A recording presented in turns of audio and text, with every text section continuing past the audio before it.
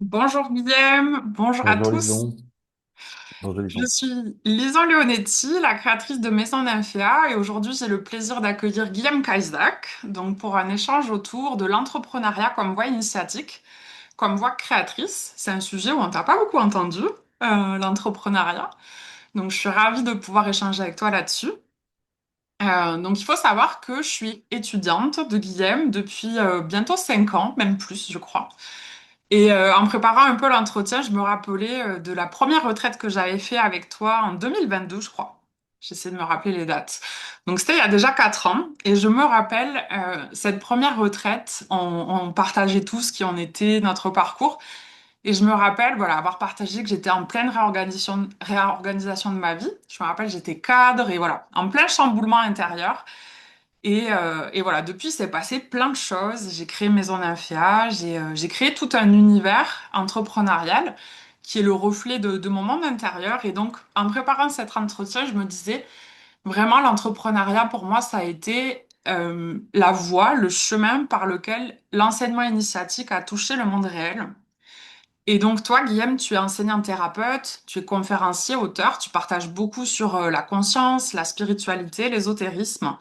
Mais tu es aussi du coup entrepreneur. Et donc personnellement, tu m'as beaucoup inspiré, bien sûr dans les enseignements initiatiques que tu partages voilà sur ta plateforme, sur tes conférences, tes retraites, mais aussi dans ta posture d'entrepreneur. Parce que ben, je trouve que tu incarnes parfaitement justement tes enseignements dans cette posture de créateur. Parce que pour moi, entrepreneur, c'est plus large, c'est aussi créateur. Et donc, du coup, j'ai plein de questions à te poser sur ce sujet. Donc, pour commencer un petit peu à cadrer l'échange, l'entrepreneuriat et le chemin initiatique, quelle est ta vision dessus et sur les deux ensemble? Écoute, je suis content qu'on parle de ça parce que j'adore l'entrepreneuriat, j'adore les entrepreneurs, si on peut parler comme ça, j'adore la relation, j'adore le travail, j'adore l'argent, j'adore toute cette relation à la vie, à la créativité, à l'expression de soi, parce que je trouve que peu à peu, on met un système en place en Occident, en tout cas, qui est tellement cadenassé. Il y a tellement de lois, de réglementations, il y a tellement de fonctionnaires qui supervisent les entrepreneurs que on perd le sens de ce que c'est un fonctionnaire, de ce que c'est un gouvernement, de ce que c'est des lois, des législations. C'est en train de prendre de déséquilibrer. Et je trouve que l'entrepreneuriat, c'est simplement un espace naturel qui existe chez certaines personnes, pas chez tout le monde, Mm. qui ont une capacité d'expression créative au niveau du travail, de l'argent et des relations de travail. Tu vois, il y a des personnes qui ont une capacité créative et qui vont être des super collaborateurs, des employés, mais qui n'ont pas du tout la capacité d'imaginer un fonctionnement et tout ça. Et je trouve qu'être entrepreneur, c'est simplement avoir cette qualité, cette capacité. Et donc, je trouve ça le minimum de la dignité humaine, c'est que tous ceux d'entre nous qui ont cette capacité et qui vont être des locomotives pour leur environnement, pour les gens autour d'eux, tu vois, qui ont du drive, eh bien, qu'ils aient cette liberté de pouvoir s'exprimer et exprimer cette partie de leur être. Et je trouve ça intéressant parce que c'est simplement la capacité d'exprimer ce que tu es. Alors, il y en a qui sont des artistes, il y en a qui sont des super soutiens et collaborateurs employés, encore une fois, et qui vont être vraiment des piliers fidèles, mais qui n'ont pas du tout cette capacité de vision, de prise de décision, qui vont être en soutien.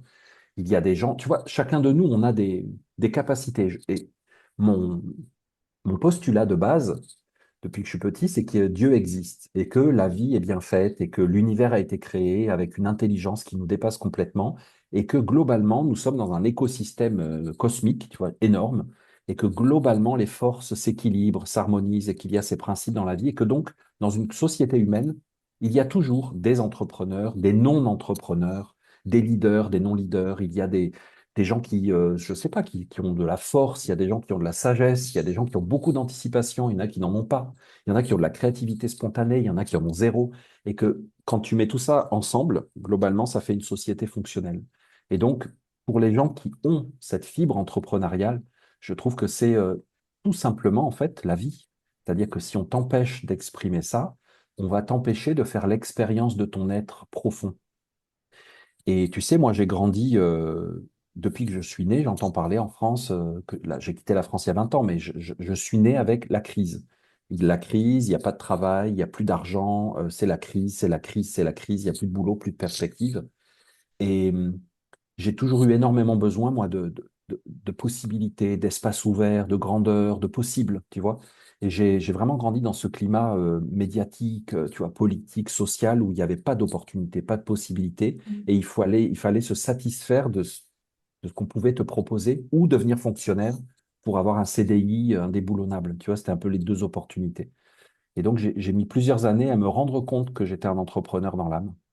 Vraiment, j'ai mis des années parce que c'était pas dans la culture dans laquelle j'ai grandi. Mm. Et quand je l'ai découvert, ben, je me suis dit, mais en fait, c'est ça que je veux depuis des années. C'est décider un peu de ma vie et assumer mes risques et mes responsabilités, mes choix, bon an, mal an. Super. Ouais, trop intéressant. C'est rigolo, il y avait une question que que je t'avais posée, je l'ai enlevée, sur justement, est-ce que tu penses que tout le monde peut être entrepreneur? Et je le savais, tu as répondu avant que je la pose et c'est super intéressant ton regard parce qu'en plus, je pense que tu as une expérience avec plein de gens différents. En plus, toi, bah, tu es aussi chef d'entreprise, donc il y a des collaborateurs avec toi et donc je trouve ça super intéressant. Parce que c'est une question que je me posais un peu naïvement. Je savais pas trop si justement tout le monde pouvait l'être, qu'est-ce qui pouvait permettre de l'être. Et je pense que tu as employé des termes très importants, des dimensions très importantes comme ben, la capacité de leadership, d'être visionnaire et de d'imaginer un fonctionnement. Et c'est vrai que j'aime beaucoup ce que tu dis où il y a 20 ans, moi j'en parle souvent avec ma mère, c'était la situation d'aujourd'hui est pas du tout la même qu'il y a 10, 20, 30 ans en fait. Et c'est vrai que ces possibilités qu'on a aujourd'hui de juste avec un téléphone et un ordinateur créer des choses, ça n'existait pas avant. Donc je pense que c'est pour ça aussi que j'ai l'impression que c'est très facile. Je pense que c'est beaucoup plus facile qu'avant. Néanmoins, il y a quand même des dimensions que tu as décrites que tout le monde n'a pas.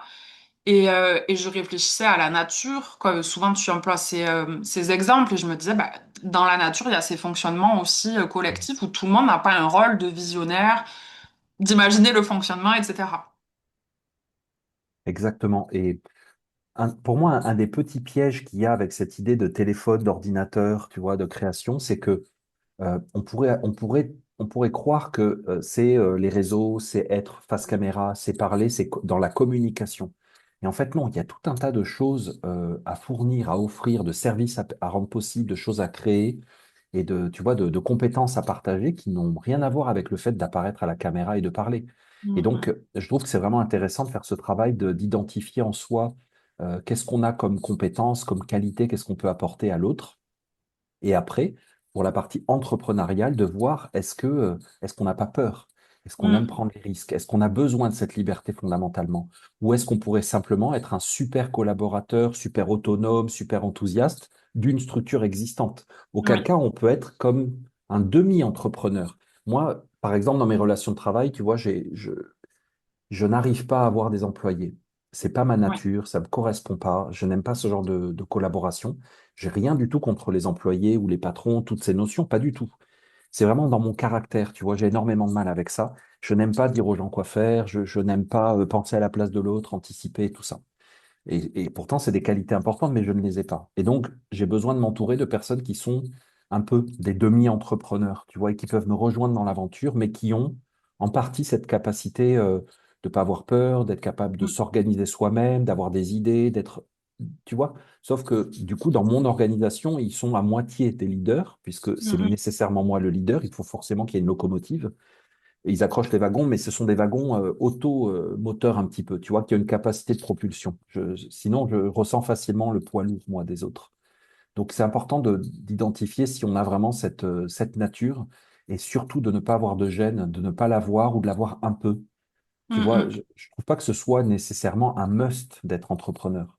C'est une compétence, parce que moi, il y a plein de personnes dans mon équipe qui ne sont pas du tout des entrepreneurs, puis heureusement, ils ont beaucoup d'autres compétences Mm, mm. indispensables. Tu vois, donc voilà, on est une ruche et chacun fait son job. Ouais, super.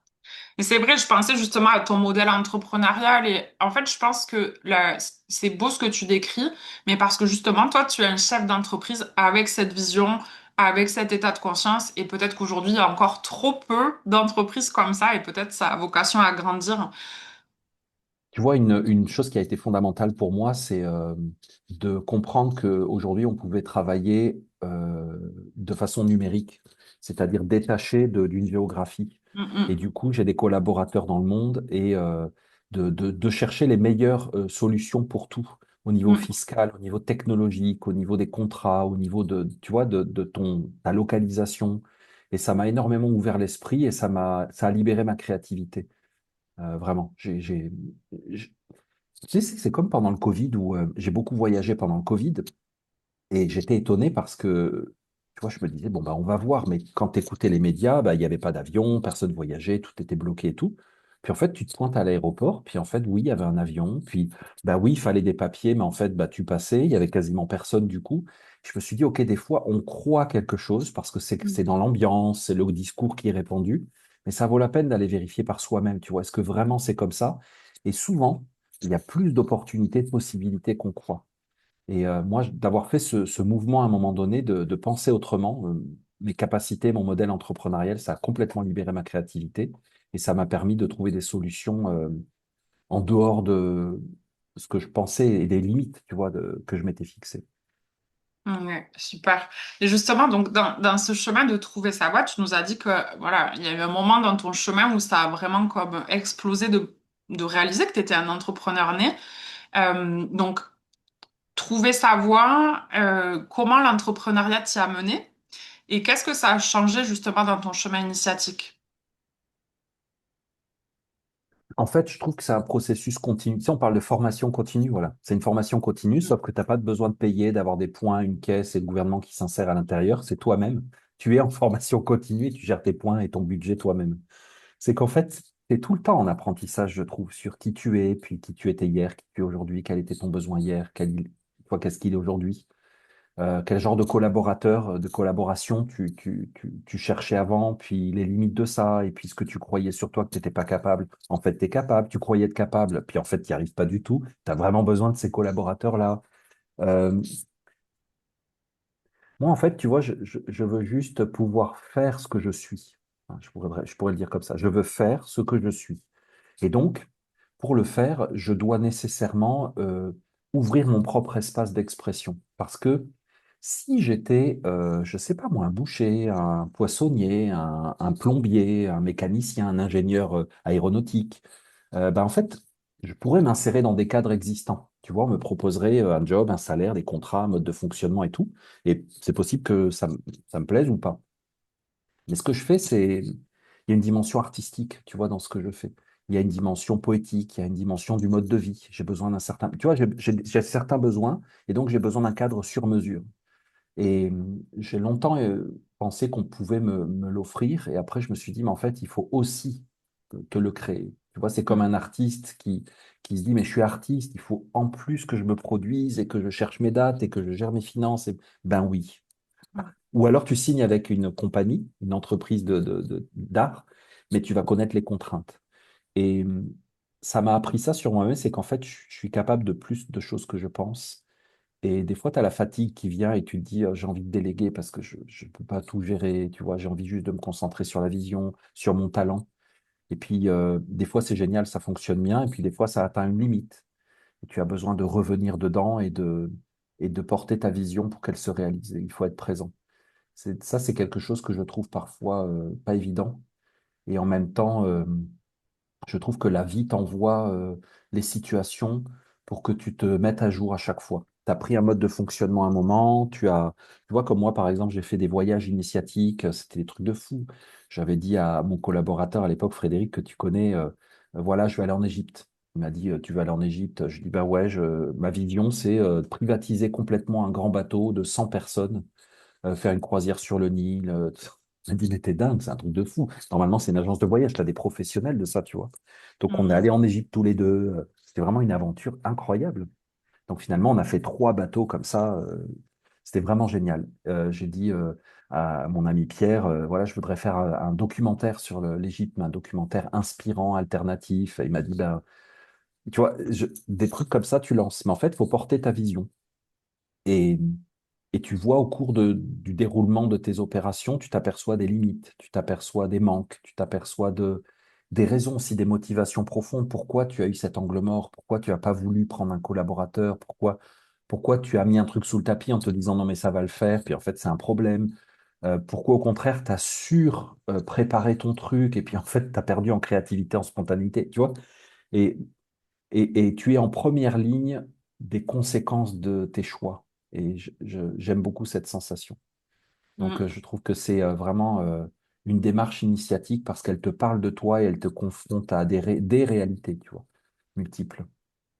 Ouais, super intéressant, oui, j'imagine. Mais c'est ça, c'est ce que tu décris. Tu as la grande vision, l'envie, et en même temps, tu es capable de réaliser. Mais voilà, c'est le réel qui te confronte après, à quel prix, quelles sont les conséquences derrière. Ben, tu vois, par exemple, je parle du voyage en Égypte, là, mais c'est, tu vois, donc on fait le voyage en Égypte, puis en plus, c'était inscrit dans une année où j'avais déjà beaucoup d'activités, puis moi, j'ai toujours tendance à avoir les yeux plus gros que le ventre, à penser que j'ai de l'énergie infinie. Et donc, je m'étais dit, on fait donc, le premier voyage, tu sais, c'est un premier, c'est comme, tu dois gérer 100 personnes, c'est un énorme truc et tout. Et ben, je m'étais rajouté en même temps de faire le documentaire. Donc, j'avais demandé à Pierre de venir filmer et on a filmé tout le documentaire en même temps que tout le monde était là, que je faisais les visites et les conférences. Et ben, en fait, à la fin, j'ai perdu ma voix, ce qui m'arrive jamais. Je ne pouvais plus parler. Et j'étais dans un état d'épuisement absolu. J'ai dû retourner en Égypte faire des prises de vue pendant une semaine parce qu'on n'a pas pu finir. Et ben, c'est des leçons de vie, tout ça. Voilà. Ouais, c'est super intéressant. C'est ce que j'aime beaucoup, justement, même si c'est dur et parfois ingrat. Mais ce que tu décris, c'est que si tu le vis pas, tu peux pas vraiment le savoir. Et c'est ouais, ben, la réalité en face de ces désirs. Tu parles beaucoup des désirs. Et des fois, ben voilà, qu'est-ce qui se présente en face? Et il y a d'autres questions un peu sur ces sujets après.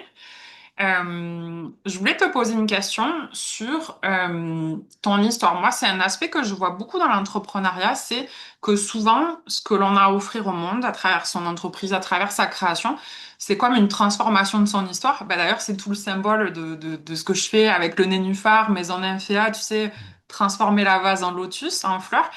Et je sais que toi, tu as dit justement qu'on aurait pu t'offrir un cadre, et je pense au cadre d'enseignant, par exemple. Je t'ai entendu en parler, dire j'aurais pu être enseignant à l'éducation nationale. Et bon, clairement, je pense que voilà, tu as bien fait de pas faire ça. Mais finalement, tu te retrouves enseignant. Et ce que j'aime bien dans l'entrepreneuriat, c'est ce parcours de transformation de ton expérience pour en créer quelque chose de beau. Est-ce que tu vois les choses comme ça dans ton parcours ou pas forcément?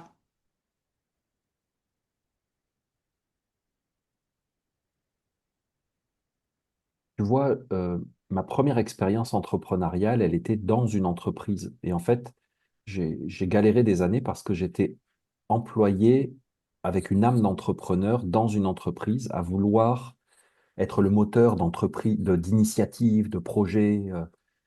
Et j'ai beaucoup souffert du micromanagement des personnes avec qui je travaillais, qui étaient extrêmement, par rapport à moi, hyper contrôlantes. Et tu vois. Et j'ai mis des années à comprendre qu'en fait j'étais un entrepreneur, qu'en fait j'étais capable, parce que je voulais tellement, j'adore la communauté, j'adore les œuvres collectives et je voulais tellement qu'on fasse quelque chose ensemble. J'avais besoin en fait qu'on reconnaisse mes compétences et mes capacités et d'être utilisé, d'être mis au service en fait, tu vois, pour maximiser l'expérience collective. Et j'étais pas avec des personnes qui ont su voir mon potentiel et, et l'utiliser et le faire fructifier l'entreprise. Et donc, ma première expérience entrepreneuriale, elle a été faite un peu par dépit, parce qu'en fait, j'ai été comme excommunié, viré de la communauté dans laquelle j'étais, et je me suis retrouvé complètement mis au banc, et je me suis dit, OK, j'ai une famille nombreuse, et donc, qu'est-ce que je peux faire? Et là, j'ai décidé de devenir thérapeute, parce qu'en fait, j'ai une âme de thérapeute, et j'ai décidé de devenir naturopathe. Quelqu'un m'en a parlé, tu sais comment c'est la vie? Tu es là, tu es dans une période, puis quelqu'un dit un truc, ça accroche ton oreille, il le sait même pas. Mais toi, hop, tu attrapes le hameçon, puis tu fonces, et puis en fait, c'est ça la solution. Donc, quelqu'un m'avait parlé de ça, je suis devenu naturopathe et j'étais à mon compte. Donc, c'était au Canada et j'étais vraiment auto-entrepreneur avec des conditions, des contraintes administratives minimes. C'était assez facile, tu vois. J'avais une petite comptabilité. Bon, c'était super simple. Mais en fait, en quelques années, j'ai eu beaucoup de succès. J'ai commencé à faire beaucoup d'argent. Mais c'était toujours en solo, tu vois. J'avais mes consultations, mes clients. Hmm. Et, et j'ai atteint la limite de ça aussi parce que, en fait, je parlais avec des gens et je me suis rendu compte que ce que les gens aimaient, ce qu'ils venaient chercher, c'était aussi des conseils de vie. Hmm. tu vois, des réflexions sur la vie et tout. Mais j'ai mis quelques années à le réaliser. J'ai fait ça pendant 7 ans. Et donc, à la fin, je me suis dit, mais en fait, là, je viens de passer une heure avec Monsieur François, et puis je viens de lui parler un truc, et puis je me disais, mais en fait, ce que je lui ai dit, ça pourrait être utile pour tellement de gens, tu vois. Et ça m'a donné envie de mon prochain projet entrepreneurial qui était de faire des conférences, de partager des points de vue, de, tu vois, de répandre des conseils et d'être utile et de partager mes compétences au plus grand nombre, plus qu'une personne en une heure. Mm. Et du coup, je réfléchissais, je me suis dit, mais en fait, là, je vends mon temps. Et ça a été un gros déclic pour moi pas parce que j'étais avide d'avoir beaucoup d'argent, mais parce que je me suis dit, et c'était concomitant, si tu veux, en même temps, je me suis rendu compte que mes compétences étaient super limitées parce que je les partageais à une personne en une heure contre un certain montant d'argent. Et en même temps, si tu veux, que je vendais une heure de ma vie. Et si tu veux, j'avais déjà, je sais pas, moi, j'avais déjà 40 ans, donc je me suis dit, mais attends, mais la vie, ça passe vite, tu vois, je peux. Et j'ai commencé à calculer, je me suis dit, mais si je vends chaque heure, en fait, on vit comme ça. Du coup, j'ai trouvé des vidéos sur YouTube qui parlaient de cet état d'esprit, de vendre son temps, que c'est super, mais si tu veux que ça a une limite. Et moi, Mm. j'ai beaucoup de mal avec les limites. Et je me suis dit, mais en fait, non, j'ai pas envie d'avoir des limites comme ça et que la limite, ce soit de l'argent contre une heure de mon temps, ça n'a pas de sens. Comment je pourrais faire pour partager avec beaucoup plus de... Et donc j'ai commencé à faire des conférences et à les filmer sur YouTube, à les filmer pour les mettre sur YouTube de façon hyper amatrice, quoi, vraiment. Et ça a eu beaucoup de succès. Et après, je me suis dit, tu vois, et en fait, le moteur, ça a été toujours comment je peux faire pour partager mes compétences au plus grand nombre sans nécessairement penser à vendre une heure contre un montant. Mm. Mm. Mais je ne me suis pas mis comme objectif, je vais vendre mes compétences et j'aurai plein d'argent. Tu vois, c'était pas du tout ça, mais juste Mm. pas de Mm. limite de nombre de personnes. Et YouTube, c'est gratuit ou presque. Je veux dire, ce que tu gagnes sur YouTube, c'est ridicule. Donc, c'était pas ça le moteur, tu vois. Et c'est comme ça que petit à petit, des envies entrepreneuriales sont nées dans mes projets, avec un état d'esprit comme ça, tu vois, où je pouvais... et il y a quelque chose qui a été clé, qui est arrivé au même moment. C'est incroyable la vie, mais de toute façon, la vie est incroyable. C'est que mon papa était en train de mourir. Ma sœur m'a écrit pour me dire, il faut que tu viennes parce que papa t'attend pour mourir. Et puisque je le voyais tellement rarement. Et donc, sur son lit de mort, en fait, il m'attendait parce qu'il voulait me dire une chose. Mon père, c'est un entrepreneur naturel. Il était enfant, il était tombé amoureux de la campagne. Il était parisien. Il était tombé amoureux de la campagne, une ferme. Et il a tout fait pour avoir une ferme. À 18 ans, il a eu une ferme, une grosse ferme. Et c'était un gros bosseur et tout. Et il a vendu sa ferme parce qu'il était découragé pour plein de raisons à 27, 28 ans. Il a vendu sa ferme. Et il a déménagé en ville et il est devenu libraire. Et moi, je suis né dans la librairie, j'ai grandi dans une librairie. Et sur son lit de mort, il m'a dit, j'ai fait une erreur, j'aurais jamais dû vendre ma ferme parce que toute ma vie, en fait, je l'ai regretté et j'ai essayé de retrouver cette sensation d'entrepreneuriat et de ferme et j'ai jamais réussi.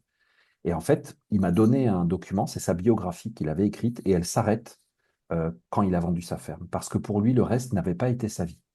Sauf qu'il est mort à, je sais plus, 70 ans et sa ferme, il l'avait vendue à 28. Ça veut dire Mm. et tu vois, moi, je l'ai pris comme un message et une conscience transgénérationnelle parce que j'étais à un moment de ma vie où il fallait que je fasse un choix. Soit d'abandonner mon ancienne vie et de commencer à blanc.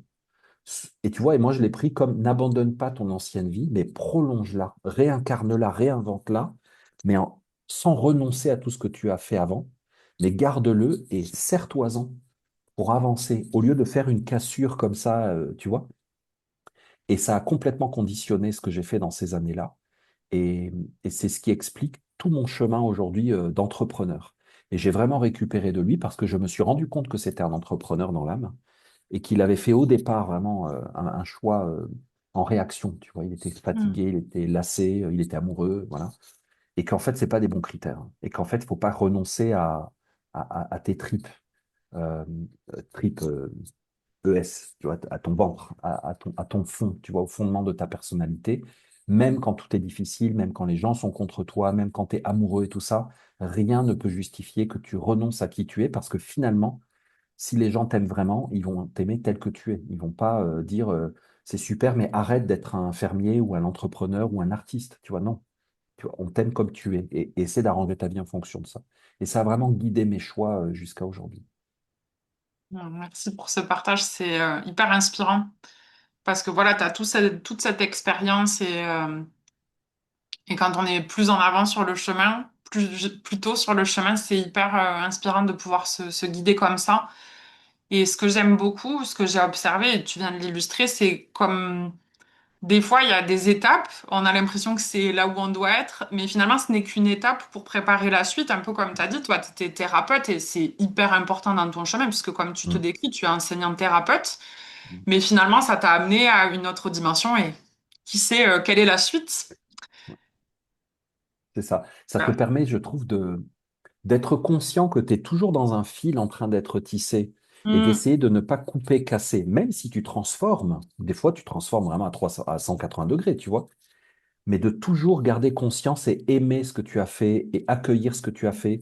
Tu vois, à des moments, j'ai pu me sentir abusé par du micromanagement, par des salaires mal payés, par de la créativité qui est volée, tout ça. Toujours, j'ai eu l'état d'esprit, non, non, c'est bien, c'est juste, je grandis, j'avance, tu vois, je progresse, même s'il y a des choses que j'ai vraiment laissées en plan, ça fait partie de mon histoire, tu les intègres et tu avances, et de savoir que là où tu es dans ce que tu vis, tu es encore juste dans une étape de ce tissage du fil, tu vois. Ça te permet, je trouve, de toujours faire un lien avec ton passé et toujours être ouvert et d'accueillir ce qui va venir. Et quand tu es entrepreneur, Dieu sait que tu as besoin d'adaptation et d'ouverture à ce qui vient. super. Je voulais ensuite te parler justement du fait d'être créateur, de créer une œuvre. C'est quelque chose que tu transmets énormément. Et donc, bien sûr, l'entrepreneuriat n'est pas la seule voie, on en a parlé, et je pensais justement à l'art, on en a parlé aussi, il y a quand même, il y a des choses très similaires, je trouve, entre la voie d'artiste et la voie d'entrepreneur. On peut d'ailleurs entreprendre comme un artiste, mais il y a Mhm. des dimensions différentes. Moi, ce que j'aime beaucoup dans la voie entrepreneuriale, et c'est pour ça que je te disais, ça a été la voie qui m'a permis vraiment d'intégrer les enseignements initiatiques, c'est le fait que ça combine les quatre éléments. Tu transmets beaucoup sur l'alchimie des quatre éléments et aussi sur les quatre sphères de vie primordiales que sont le travail, l'argent, tu en as parlé au début, mais aussi la santé et les relations, même si c'est moins lié, c'est quand même primordial. Quand tu es entrepreneur, si ta santé part en vrille, Bah, ou si voilà, tu finalement tu foires ta relation amoureuse ou familiale, c'est ça. Donc du coup, je trouve que c'est une voie hyper exigeante et qui demande toujours eh bien, un équilibrage, une harmonie, ce qui est ce que tu transmets. Donc j'ai remarqué par ces expériences entrepreneuriales à quel point ben voilà, il y a un retour du réel direct. Et j'ai vu qu'on pouvait harmoniser ces voies-là par d'autres manières. On peut tout à fait être salarié ou artiste ou que sais-je, et par ailleurs travailler sur ces sphères-là. Mais voilà, c'est vraiment une voie qui combine ces quatre éléments, ces quatre sphères. Et c'est ça que je trouve super intéressant. pour moi, un entrepreneur, c'est un être supérieur dans une hiérarchie sociale parce qu'il est créateur et ses créations ont un impact sur les gens, les consommateurs de ses services produits et les personnes avec lesquelles il travaille, collabore ou ses fournisseurs. Tu vois, il a une place dans une hiérarchie sociale qui a un impact plus grand qu'un un salarié. Donc, c'est pas qu'il est supérieur, mais c'est juste qu'il fait l'expérience d'avoir plus de responsabilités, plus de charges. Et c'est pour ça que, par exemple, je n'aime pas le système des subventions. Tu vois, il y a tout un tas de choses que je n'aime pas. Pas parce que ça peut dépanner, c'est super, mais c'est pas l'esprit, je trouve. Et, et donc, c'est une voie plus exigeante parce que justement, quand tu es responsable, quand tu es créateur, tu es plus libre, mais tu as plus de responsabilités normalement. Tu vois, tu dois bah, assumer tes choix et te rendre compte des impacts que tu crées autour de toi.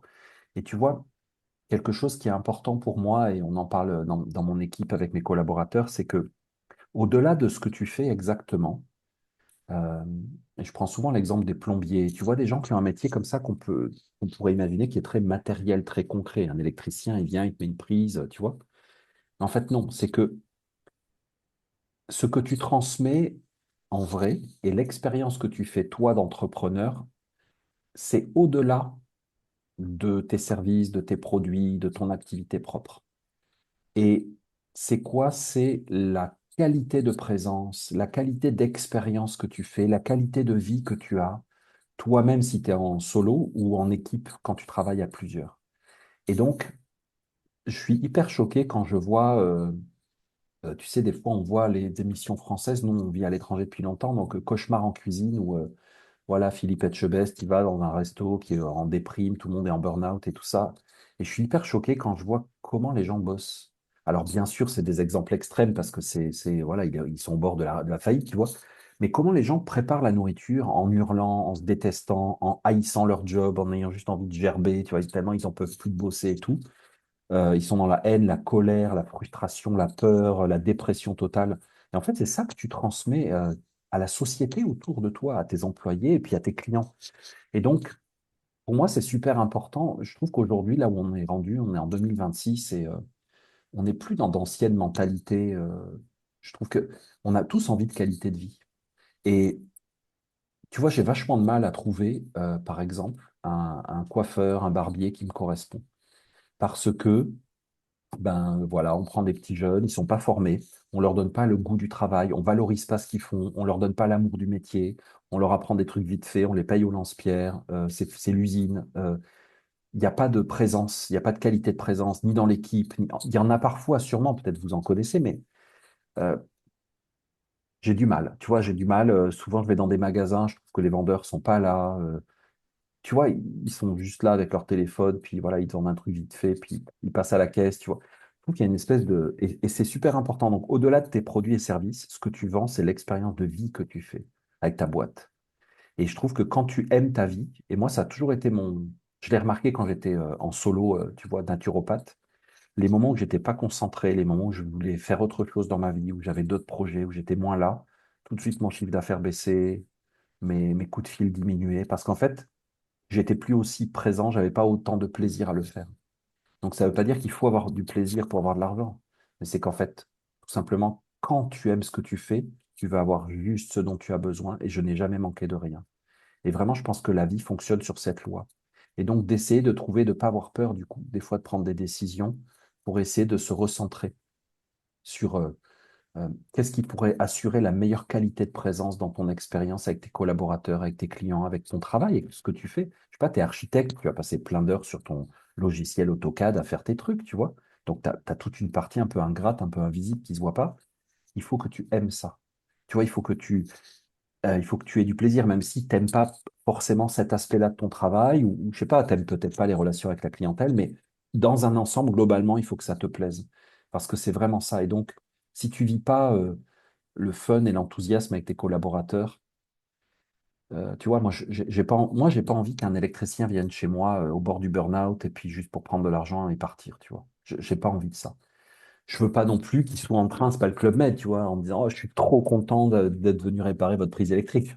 C'est pas ça. Mais par exemple, tiens, je vais prendre un exemple. Quand j'étais solo entrepreneur avec la naturopathie, euh, un matin, je me levais, je me disais, en fait, j'ai plus envie. Au début, ça me plaisait tellement de soigner les gens, les guérir, c'est extraordinaire et tout. Puis un jour, je me suis lassé de ça et je me suis dit, en fait, j'ai pas envie d'y aller. Et là, je me suis dit, OK, quel mouvement intérieur tu peux trouver? Et je me suis dit, OK, je vais chercher de l'argent pour ma famille. Et du coup, j'avais plaisir à travailler parce que j'étais hyper fier de pouvoir gagner de l'argent pour subvenir aux besoins de mes enfants, nos projets, tout ça. Et donc, du coup, ben, même si j'étais lassé de mon travail, mais j'étais hyper content de le faire. J'avais beaucoup de gratitude pour mes clients et de gratitude pour mes talents et mes compétences que je pouvais leur offrir. Donc, tu vois, de toujours trouver le fil qui te raccroche à l'enthousiasme et l'envie. Je trouve que c'est la clé de l'abondance pour moi. Ça, je trouve que c'est vraiment une des plus grandes leçons de l'entrepreneuriat. Moi, j'ai beaucoup moins d'années d'expérience, mais évidemment, je l'ai pris de plein fouet ce que tu décris. Et je pense que tous ceux qui entreprennent le savent très bien. Il y a quelque chose de presque magique, comme tu dis, où toi, quand tu perds un peu le feu, à l'extérieur, ça se reflète et en fait, tu es vraiment responsable, encore une fois, de ton état intérieur. Et voilà. Et donc, il faut pas laisser trop les circonstances extérieures te dicter. Et en même temps, c'est pas facile parce qu'on peut le savoir, on peut avoir réussi à un moment et être testé en permanence. Et tu vois, j'ai un truc pour ça, c'est que quand tu as une situation, tu as une baisse de chiffre d'affaires, baisse d'activité, et ben, au lieu de te dire, zut, qu'est-ce que je pourrais faire pour avoir des clients, que ça rentre et tout, c'est pas comme ça qu'il faut penser. En fait, il faut vraiment te recentrer sur toi et ta flamme intérieure. Te dire, non, qu'est-ce que j'ai envie de faire vraiment? Est-ce que j'ai envie de continuer à faire mes pizzas à vendre des pulls, tu vois, à proposer, est-ce que je suis avocat? Est-ce que j'ai encore envie de défendre des dossiers de divorce? Non, tu vois, peu importe ce que tu fais, en fait, tu te recentres sur toi. Ne jamais te dire, il faut que j'ai des clients, il faut que mon chiffre augmente. Non. Moi, en tout cas, de mon expérience, j'y crois pas. Et même, tu t'embourbes dans des trucs, et après, tu te fabriques un personnage, et puis après, c'est de l'esclavage, et ton entreprise devient. Je l'ai vraiment vécu, ça, tu vois, où en fait, ton job devient ton geôlier, et c'est toi, en fait, c'est toi qui es en prison, quoi. Tu vois, tu t'es créé toi-même ta prison. Faut surtout pas faire ça. Et moi, j'essaie de jamais, jamais être dans cette dynamique, tu vois. Parce que Dieu sait que j'ai beaucoup d'obligations, j'ai beaucoup d'étudiants, j'ai beaucoup de rendez-vous, de visio, de conférences, je fais des tournées, je fais des stages et tout ça. Et jamais, jamais, je me lève le matin en me disant, oh là là, j'ai encore un stage, j'en peux plus. Non. C'est. J'essaie toujours de me recentrer sur mon besoin à moi. Quel plaisir, moi, aujourd'hui, je vais trouver égoïste, hein, complète. Tu assumes, là, il faut assumer complètement ton ego. Quel plaisir je vais trouver dans cette situation, dans cette transmission aujourd'hui, dans cette activité pro. Où est mon plaisir à moi? Il est peut-être super étrangement décalé de ce que tu fais concrètement, tu vois, peut-être, hein, mais c'est pas grave. C'est le Mm. tien, c'est ta partie à toi. C'est hyper important de toujours bien l'identifier, je trouve. Ouais, oui, parce que c'est tellement déjà difficile de construire sa vie, ce que l'on veut faire. Et en fait, des fois, on évolue plus vite que ce qu'on imaginait. Il faut que ça suive et c'est vraiment pas évident. Mais c'est un très bon conseil et ouais, c'est pas du tout la manière dont la société fonctionne et dans l'entrepreneuriat, il y a beaucoup de discours toxiques parce qu'en fait, encore une fois, c'est toi qui m'as beaucoup transmis sur les polarités féminines et masculines. Et moi, j'ai vraiment intégré ça dans ma manière de travailler et de transmettre parce que j'accompagne des femmes maintenant à entreprendre, justement, vraiment avec la polarité féminine qui tourne beaucoup autour du plaisir. Et c'est pour ça que je te dis que tu es une inspiration parce qu'en tant qu'homme, je vois comment tu entreprends et la polarité féminine est très importante. Je trouve que c'est un très bon exemple. Mais voilà, il faut quand même beaucoup de structure, beaucoup de mise en action aussi. Donc l'entrepreneuriat, c'est quand même assez masculin. Et donc, c'est pas toujours facile. Des fois, ben, il va y avoir des saisons où on fait des choses qu'on n'aime pas forcément, qui font qu'on va se donner une structure pour avoir plus de plaisir. Et c'est toujours cette danse. Et voilà, il faut toujours retrouver ce centre. C'est pas facile. Et en même temps, c'est beau parce que ça nous construit. Et tu vois, d'assumer que tu n'as pas tous les plaisirs, tu n'as pas toutes les sensations de ton entreprise, tous les talents. C'est hyper important de se le donner dès le départ, tu vois. Dans ton entreprise, si tu as des collaborateurs, eh bien, toi, ton kiff, c'est ça. Et telle chose est nécessaire, si tu es en solo, bah, tu le fais toi-même aussi, mais tu peux assumer, dire, bah non, ça, j'aime pas le faire, mais il faut, parce que globalement, pour pouvoir vivre ça, je le fais. Ou alors, si tu as des collaborateurs, de les laisser vraiment assumer leur plaisir dans leurs compétences et leurs talents, et de Mm. les apprécier pour ça, en assumant que toi, c'est pas ta force, c'est pas là ce que tu ne ressens pas nécessairement ça. Je sais pas, moi, si tu as un bon, je prends des clichés, hein, tu as un super bon comptable Mm. administratif, puis lui, il adore parce que ses trucs sont carrés, machin, les contrats sont à jour, tous les dossiers sont rangés. Il aime ça, c'est son. Et toi, tu aimes qu'il aime ça, parce que du coup, ta compta, elle est nickel. Mais en fait, tu assumes que tu vois, tu ne peux pas avoir sa sensation de plaisir et il peut pas avoir la tienne. Mm. Et qu'en fait, tous ensemble, on fait une super entreprise qui fonctionne. Mm. Ouais, c'est pour ça que c'est vraiment un stade d'évolution intéressant d'avoir des collaborateurs où tu peux vraiment incarner ça. Mm. Mais comme tu dis au début, le soloprenariat, c'est là où il faut assumer qu'il y a des choses. Voilà. Alors, j'aimerais maintenant parler d'un sujet, je pense aussi que ça va te parler, où enfin, j'aimerais connaître ton point de vue, toi qui as beaucoup plus d'expérience. J'ai observé chez beaucoup de gens spirituels, justement, ou conscients, on va dire, tu vois, parce que c'est pas vraiment lié à la spiritualité ou à la religion, mais plus quelqu'un, voilà, qui a un éveil de conscience, qui a comme une dichotomie perçue entre la spiritualité et l'entrepreneuriat. Et j'ai vu beaucoup de gens avec un... Tu vois, tu as dit, j'aimerais bien avoir des coiffeurs avec une qualité de présence, ou bien le pizzaiolo, peu importe. Et en fait, je vois, il y a plein de gens qui ont cet élan, cette envie de créer, mais comme quelque chose de bloqué. Donc peut-être qu'on en revient à la nature dont tu parlais au début, hein. Ou alors, est-ce que c'est justement la manière de voir la spiritualité qui parfois peut rejeter le côté matériel, argent, etc. En tout cas, voilà, moi, c'est vraiment ce que j'ai observé ces dernières années. Et justement, moi, j'aimerais voir plus de gens conscients entreprendre, en tout cas ceux qui en ont l'élan, parce que je pense que justement, c'est là où des choses vont pouvoir concrètement changer dans toutes les sphères, alimentation, enfin, ce que tu as décrit. Voilà, et toi, avec ton long parcours, qu'est-ce que tu as observé là-dessus et quel est ton regard? C'est vrai que souvent, des personnes conscientes comme ça ont beaucoup de mal avec l'argent. beaucoup de mal avec l'argent et les relations de hiérarchie professionnelle, une sorte d'organisation de structure hiérarchique. Je trouve que c'est comme les deux points où j'ai remarqué le plus de complications inutiles et un peu stériles, en fait. Tu vois, une espèce d'incapacité à faire cohabiter ces choses ou tu vois, à leur donner un sens. Moi-même, j'ai vraiment cheminé avec l'argent et à comprendre comment ça fonctionnait. Alors, j'ai eu la chance de ne pas avoir des parents qui m'ont éduqué avec une croyance que l'argent est sale ou que c'est mal, ou tu vois. J'ai pas eu du tout d'éducation sur le fait que c'est mal d'avoir un patron, que c'est mal d'être riche, ou que c'est mal d'être pauvre. J'ai pas eu vraiment de conditionnement, ou je m'en rappelle pas en tout cas. Du coup, j'étais assez neutre là-dessus. Euh, mais quand même, j'ai mis un moment à comprendre comment fonctionne, tu vois, cette abondance et cette capacité aussi à créer une hiérarchie, tu vois, et une compétence. Et j'ai beaucoup travaillé, moi, sur des chantiers. J'ai construit beaucoup de maisons avec mes amis dans ma communauté. Donc, hors la loi, avec la menace de la gendarmerie qui vienne fermer le chantier, parce qu'en France, c'est infernal pour construire sa maison, c'est complètement délirant. Donc, j'ai beaucoup vécu ça, tu vois, l'autoconstruction alternative. J'ai fait des maisons en paille, en terre, tout ça. J'ai construit un agrandissement pour ma propre maison, tout ça. Et en fait, je trouve quand tu fais des expériences comme ça, très concrètes, très basiques et un peu libres, tu vois, il n'y a pas de structure préétablie, Hmm. tu peux sentir un peu comment se met en place une hiérarchie et une collaboration, une synergie entre des gens. Et puis sur un chantier, ce que j'ai trouvé génial, c'est que c'est très concret. Le petit branleur qui toujours se cache mine de rien dans un coin, celui qui a des beaux discours puis que finalement on voit jamais, celui qui était là, bah, tu vois, celui qui prend toujours la parole dans les réunions, mais en fait il n'en fout pas une, ou alors il sait rien faire. Au contraire, celui qui parle pas, puis qui est 10 fois plus efficace que tout le monde à la fin de la journée. Voilà. Et je me suis aperçu avec des années, parce que j'ai fait ça vraiment pendant longtemps, que moi je suis vraiment un visionnaire, un porteur de vision, et que j'ai la capacité de prendre des bonnes décisions et de les transmettre clairement à une équipe, tu vois, de travail. J'ai beaucoup fait ça sur les chantiers. Et donc, au bout d'un moment, tout le monde venait me dire, bon, alors là, on fait quoi maintenant? Et moi, j'étais toujours en train d'anticiper. Je disais, alors maintenant, on fait ça. Puis là, il va y avoir une fenêtre. J'ai fait des plans de maison et tout, des trucs que j'aurais jamais fait. Tu vois, ça, c'est une forme d'entrepreneuriat très euh, adolescent, un peu. Tu sais, c'est des trucs normalement que tu vis quand tu es jeune.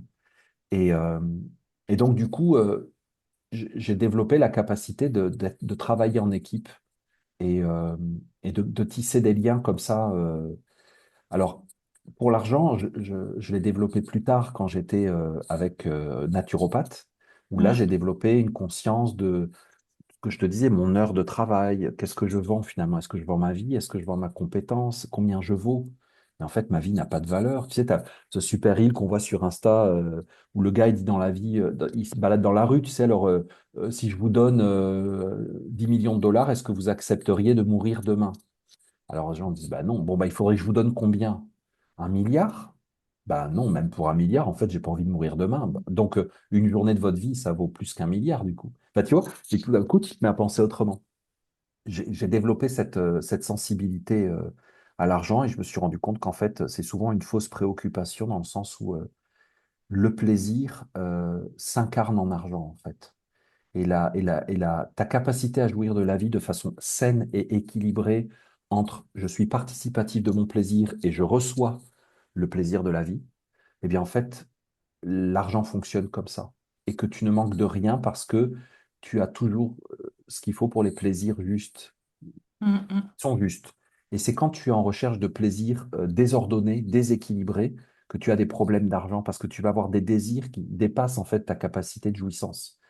Et tu vois, j'ai exploré tout ça et j'ai vraiment pris conscience de ça. Et aujourd'hui, je suis vraiment rendu là que je ne manque de rien et que donc, mais je vois une rééducation parce que les personnes qui sont conscientes sont comme endommagées par l'éducation, par leur transgénérationnel.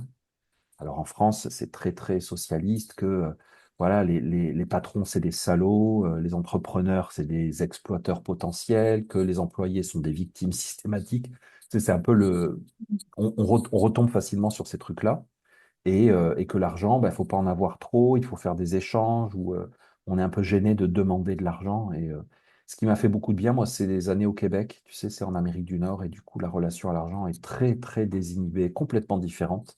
Mais ça m'a pris plusieurs années pour me mettre au diapason de l'Amérique du Nord.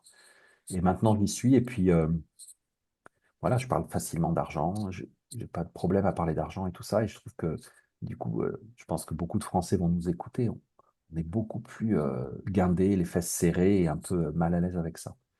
Et je, ouais, personnellement, je comprends. Régulièrement sur YouTube, j'ai des commentaires.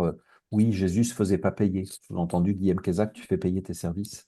Et c'est vraiment étrange parce que tu vois, d'un côté, il y a comme, oui, changeons le système, créons une autre vie, arrêtons d'être dépendants de cette matrice artificielle, créons nos réalités. Et d'un autre côté, bah, moi, j'ai une super équipe de gens qui adorent leur vie, qui veulent participer à mon aventure et tout, et puis qui ont bah, des familles, ils ont des apparts, des loyers, des voitures, des chiens, des chats, des enfants, en fait, tu vois. Il faut qu'ils remplissent leur frigo et tout. Et eux, ils n'ont pas droit de salaire parce qu'il ne faudrait pas que je demande d'argent, parce qu'en fait, c'est sale, c'est caca. Et donc, bah, tu sais, une espèce de discours comme ça, on faut vivre autrement, mais sans argent. Hmm, Voilà. Moi, je veux bien y aller, hein, mais en attendant, il y a une transition. c'est Donc, clair. ouais, avec le temps, je me suis complètement détaché de ces malaises et de ces. Mais c'est ça, je ramènerais ça vraiment à argent et hiérarchie. Hmm. Ouais, c'est super intéressant. Moi, j'ai souvent été gênée de parler d'entrepreneuriat et de conscience en même temps parce que ben, je vois que pour certains, c'est un peu, par exemple, dans les milieux entrepreneuriaux, des fois, ben, t'es le perché. Si tu parles de conscience, on te regarde, genre l'allumé de service, et vice-versa, dans les milieux spirituels, ou si tu parles d'entrepreneuriat, de créer, c'est un peu grossier, tu vois, genre, nous, on vaut mieux que ça. Et j'ai toujours trouvé ça bizarre, ben, quand ça fait sens pour soi. Du coup, on voit pas. Mais je pense que, comme tu dis, il y a le côté vraiment sociétal en France qui est très fort. Et j'ai beaucoup vu ça, qu'en Amérique du Nord, ça n'est pas comme ça. Et c'est vrai que tant qu'on ne le vit pas, c'est difficile de l'intégrer. Et je pense aussi, voilà, dans les milieux spirituels, pas toujours, bien sûr, mais c'est quand même prédominant. Mais ça tend à évoluer. Ouais, Donc, ben, j'espère, hein, parce que c'est ouais. quand on vit à l'étranger, qu'on revient en France, on trouve ça un peu triste, cette atmosphère comme ça. Ouais. Dommage. Mm, mm. Ensuite, je voulais parler justement, tu l'as déjà abordé, pour toi et aussi pour justement là, de faire évoluer la Terre, la planète. Moi, je vois vraiment l'entrepreneuriat aussi comme la puissance du choix. Comme tu l'as dit, toi, dans ton chemin, à un moment donné, c'est ce qui t'a permis d'avoir cette puissance du choix. Et aujourd'hui, on voit toutes les portes qui se ferment un peu une par une sur des sujets vraiment basiques de la vie humaine, la santé, les naissances, l'éducation.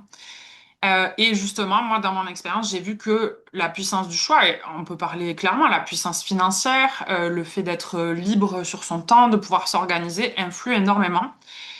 Et tu vois, par rapport à ce qu'on disait au tout début, tout le monde ne peut pas être entrepreneur, mais aujourd'hui, j'ai l'impression que c'est quand même une porte qui permet de récupérer de la puissance de choix.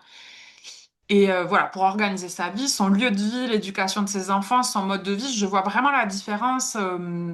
Alors bien sûr, je le vois beaucoup chez les femmes, même si c'est vrai chez les hommes aussi, parce que justement, je vois tout le rapport à la maternité qui est très différent en fait. Si on est de suite dans un cadre de vie salarié avec les 40 heures, je parle du schéma classique en fait. Mais il y a plein d'expériences de vie justement initiatiques qui sont volées comme ça. Donc voilà, je suis un peu des fois avocate de l'entrepreneuriat pour ça.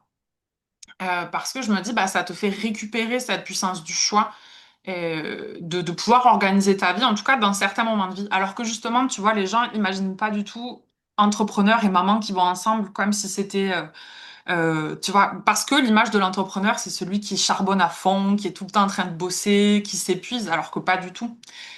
Mais voilà, je pense qu'aujourd'hui, la puissance du choix, elle est vraiment centrale. Je pense qu'il y a beaucoup de gens qui viennent t'écrire tous les jours, je le vois là dans les boîtes à questions, sur l'inquiétude face au monde. Et en fait, le manque de choix possible, comment je vais faire? Et voilà, et en même temps, paradoxalement, il n'y a jamais eu autant de possibilités. Comme tu disais, toi, juste la différence avec il y a 20 ans. Il y a jamais eu autant de possibilités pour partir à l'étranger, travailler depuis son ordi. En plus, sans forcément entreprendre au sens créer son entreprise. On peut être freelance, enfin, on peut faire plein de choses. Donc voilà, c'est quand même une opportunité incroyable pour se créer des opportunités de vie, des choix de vie. Donc c'est quoi ton regard là-dessus?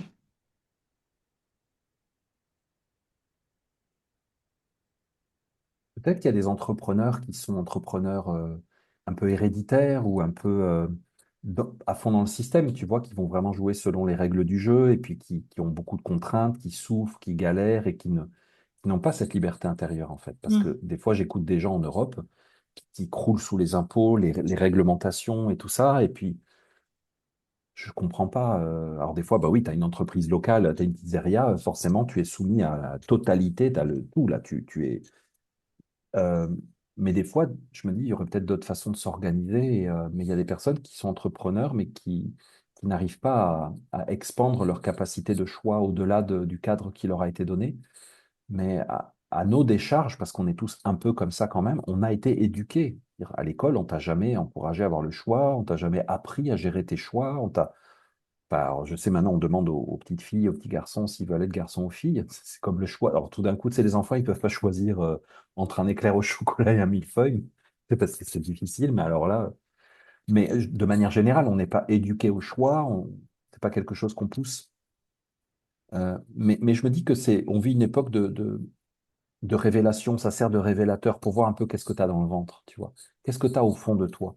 Est-ce que tu as une capacité de choisir? Moi, j'ai des commentaires, des fois, ça me fait un peu de peine parce que les gens, ça, c'est quelque chose qu'on me dit très souvent, on me dit, oui, mais pour toi, c'est facile.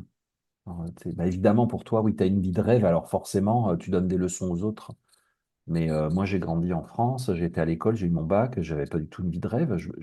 En fait, je suis sorti comme un ver de terre, bouchée par bouchée, j'ai fait mon tunnel, mon chemin, et puis à un moment donné, j'ai créé ma vie. Donc, en fait, j'ai fait une succession de choix. Et puis, choisir, c'est renoncer.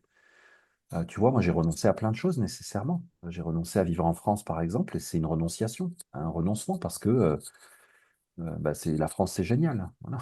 Mais pour mon projet de vie à moi, ça ne correspond pas. Donc, quand tu es entrepreneur, moi, il me semble que la capacité à choisir, elle est super importante parce que il y a un cadre et il y a des limites qui te sont imposées. Et il faut toujours penser plus large, plus grand, être créatif et essayer d'être débrouillard. C'est une grande. Mais pour être débrouillard, il faut avoir une liberté de choix intérieur, quoi. Si tu restes dans le cadre qui t'est imposé, en fait, on veut faire de toi entrepreneur un rouage dans un méga système. On dira, ah, c'est bien, c'est un leader, c'est quelqu'un qui va générer de la richesse, il va générer des emplois. On va l'exploiter pour faire tourner toute la machine. Et moi, c'est une position qui ne me convient pas du tout. Je n'aime pas Mhm. ça. J'adore collaborer, j'adore vivre en communauté, j'adore participer à ma communauté où j'habite. J'aime financer des projets, j'adore le mécénat, je fais beaucoup ça. Mais je veux le choisir moi. Tu vois, on parle du Ouais. choix. Je veux choisir moi-même. J'ai pas envie qu'il y ait des gens à Paris ou je sais pas où que je connais pas qui décident à ma place ce qu'on fait avec mon argent. Donc, je suis pour le choix à fond et je pense que c'est très important. Et aujourd'hui, on vit une période de choix extraordinaire. On peut choisir tellement de choses dans nos vies, mais il y a un système, paradoxalement, à l'heure où on peut choisir plein de choses. Aujourd'hui, c'est fou, on n'est plus obligé d'être marié, on n'est plus obligé, quand on est une femme, on n'est plus obligé d'être à la maison. Une femme peut ouvrir même un compte bancaire, t'imagines, par rapport à il y a 100 ans, c'est une révolution. Ma grand-mère, elle devait avoir l'autorisation maritale pour faire les trucs, tu vois. Donc, c'est fou, tu sais, les choix qu'on a aujourd'hui, c'est génial.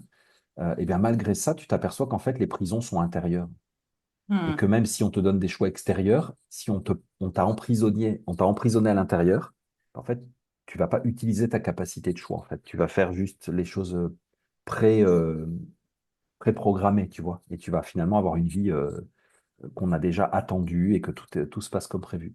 Et pour moi, l'entrepreneuriat devrait encourager énormément le choix.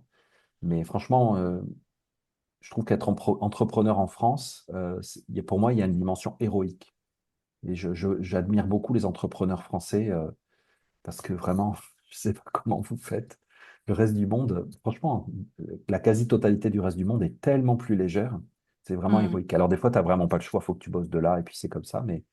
Mais voilà, et je pense que, et j'aime aussi ça, de se dire, bah oui, je suis dans des contraintes qui sont importantes, mais c'est mon choix et puis je vais faire et je trouve que c'est beau. Et je trouve qu'il ne faut pas se laisser dicter faut pas laisser les conditions extérieures te dicter ta vie et te dire tu dois sortir de France. Tu peux aussi dire bah non, moi, je reste et puis je fais ça et c'est là que ça se passe, tu vois. J'adore cette liberté, mais après, faut assumer ses choix, ouais, c'est sûr. C'est clair. Mhm.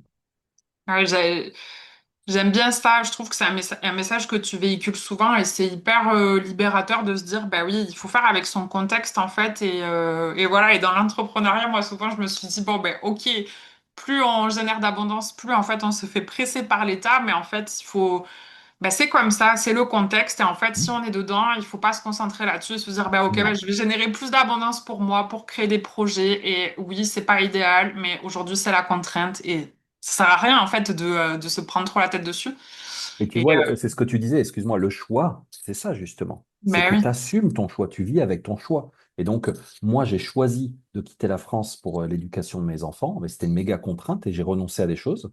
Mais après, il faut assumer ton choix et tu vis Ouais. avec.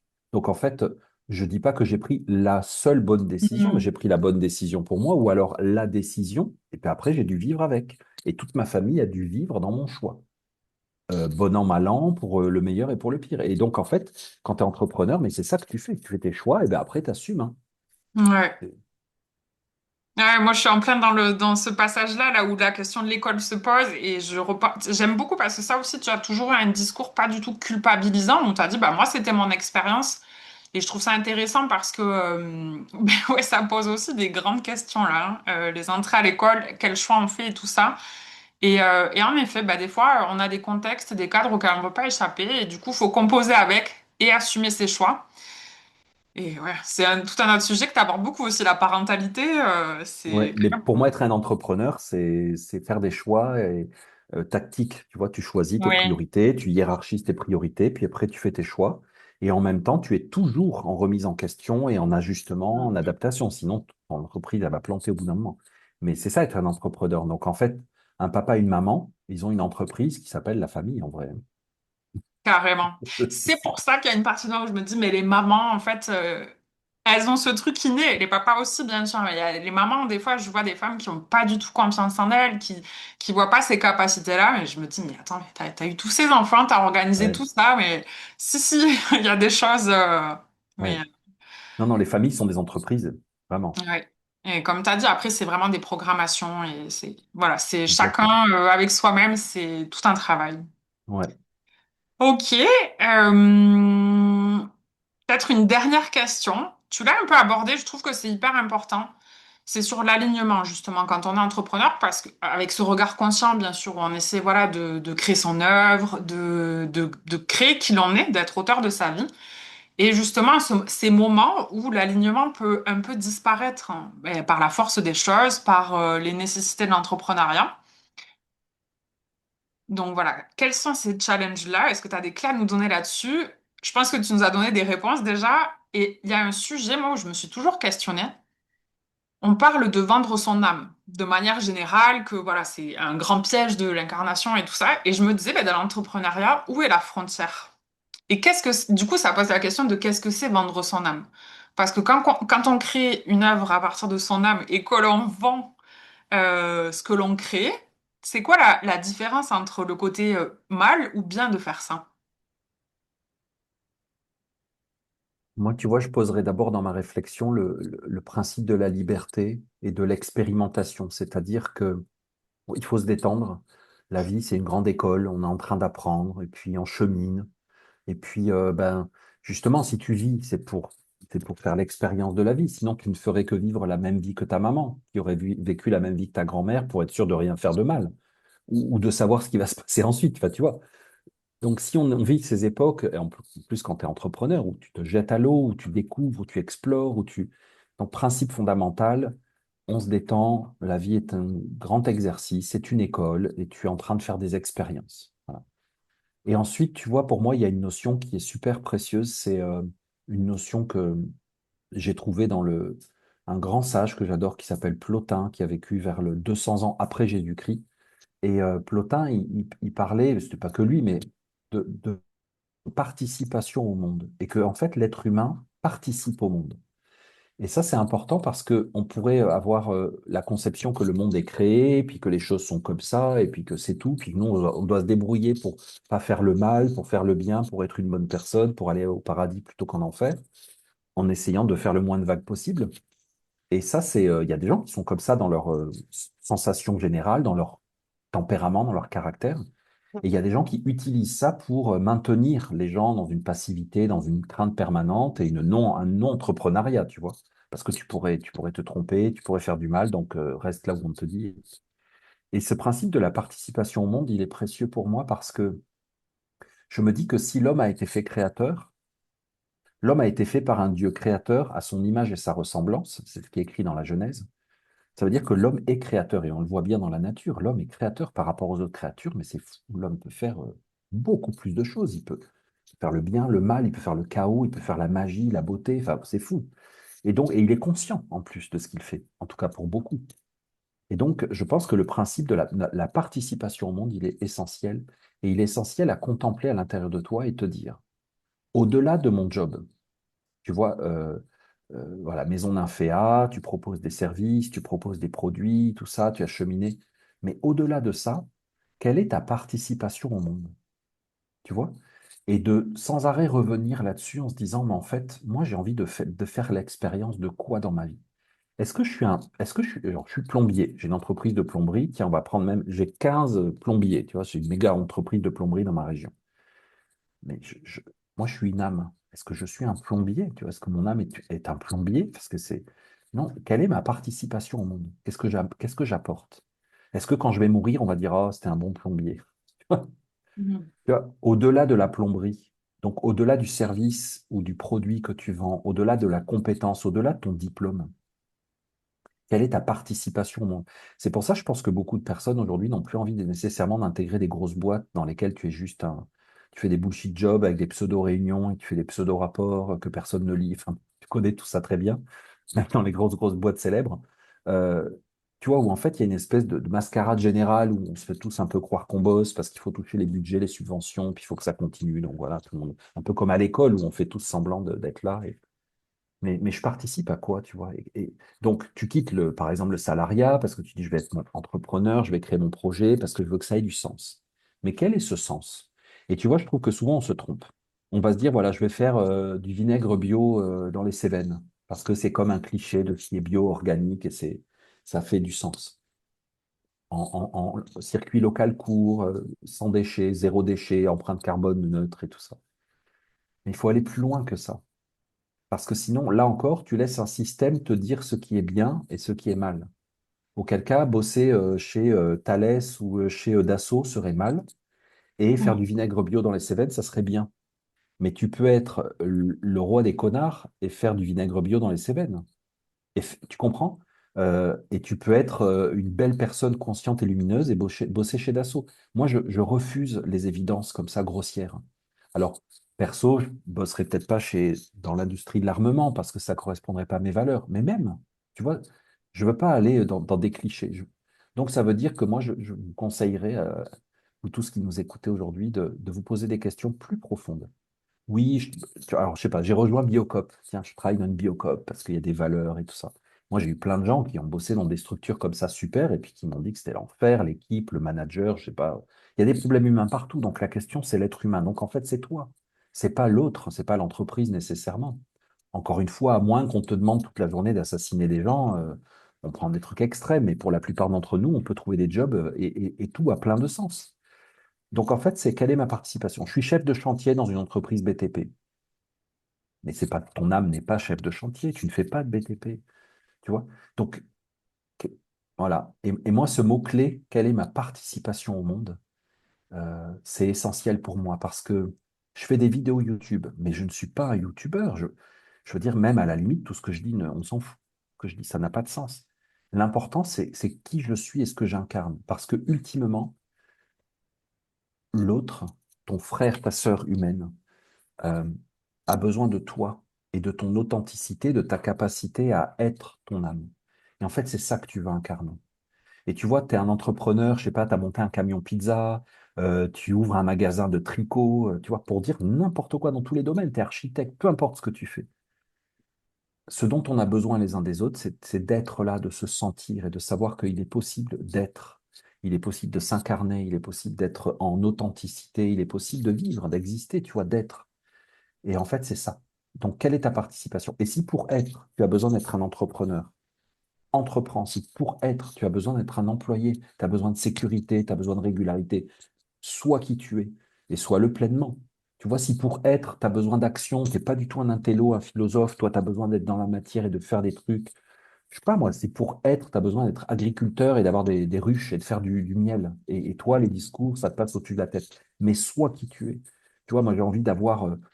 Donc, j'ai pas envie d'avoir des personnes conscientes, spirituelles, ou je sais. Non, tu vois, non, j'ai envie d'avoir des gens qui sont là dans ce qu'ils font et qui adorent ce qu'ils font et qui peuvent être le plus possible dans leur participation au monde et qui trouvent la bonne façon. Et c'est là que je rejoins le message de mon papa sur son lit de mort. C'est que le reste de sa vie ne lui a plus permis d'être qui il était. Et en fait, il s'est rendu compte qu'il aurait pu vraiment s'incarner s'il avait une ferme. Il aurait kiffé sa vie, mais à mort, jusqu'à sa mort. Et là, il a passé 40 ans de sa vie au purgatoire, vivant, tu vois. Et, et, et c'est le message transgénérationnel que j'ai reçu de lui, et c'est ce que je veux m'appliquer à faire et à transmettre. Et donc, avec une grande liberté, une grande ouverture d'esprit, de te donner les moyens d'être qui tu es, sans aucun état d'âme et sans aucune limitation, à part, bien, on s'entend, de ne pas tuer des gens et de ne pas foutre le feu à des forêts. Voilà, on va se dire qu'il y a un petit cadre général quand même, mais tu vois, à part ça, il n'y a pas de métier spirituel ou plus initiatique. Non, non, non. Moi, tu vois, et je prends souvent cet exemple-là. Je ne sais pas si tu as déjà été à l'hôpital, je crois que oui, ils ont, mais les aides-soignantes. Mais pour moi, c'est un des plus beaux métiers du monde. C'est un des plus beaux métiers du monde. Tu vois, j'ai envie d'embrasser toute la création et de montrer que tout a un sens et que tout est beau si tu réussis par ce biais-là à participer au monde tel que tu sens que tu es. C'est mon message. Super, Et donc, merci. dans tout ce que tu me vois faire, ça n'a aucun intérêt. Moi, je cherche juste à pouvoir être qui je suis, à participer au monde à la manière dont je me perçois moi. Mais c'est valable et je le souhaite pour tout le monde. Je t'ai souvent entendu partager ce message et c'est très important, oui, de sortir des clichés de, ben voilà, tu as un éveil de conscience, du coup, faut devenir thérapeute ou producteur de Ah, vinaigre bio. Et c'est très libérateur. Donc, ouais. merci, Je, Guillaume. ouais, je l'entends tellement. Moi, ouais, je sens que je vais faire des thérapies énergétiques. Et oui. Bah Et oui, peut-être, mais peut-être pas.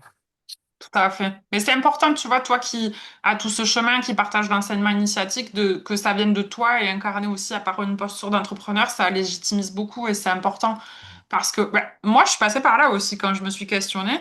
En fait, tu l'as dit, c'est qu'on a une idée du bien. Et en fait, quand on Mm. a un éveil de conscience, d'un coup, on veut faire le bien. Et du coup, on se dit, bah, par exemple, beaucoup de gens qui aiment la nature veulent devenir arboristes. Et je dis pas que c'est pas bien, au contraire, j'adore. Mais c'est pas la seule voie en fait. On peut contribuer à la nature de plein d'autres manières. Donc c'est bien d'avoir cette ouverture d'esprit et pas salir ou rendre petit ou moins bien certains types de métiers. Au contraire, ça c'est très bien. Ben, merci Guillaume. Je voulais te demander un mot de la fin, mais tu nous l'as donné pour ben, voilà, les personnes qui sont sur ce cheminement. Je pense que tu as bien résumé. Voilà, être qui l'on est sans injonction encore supplémentaire.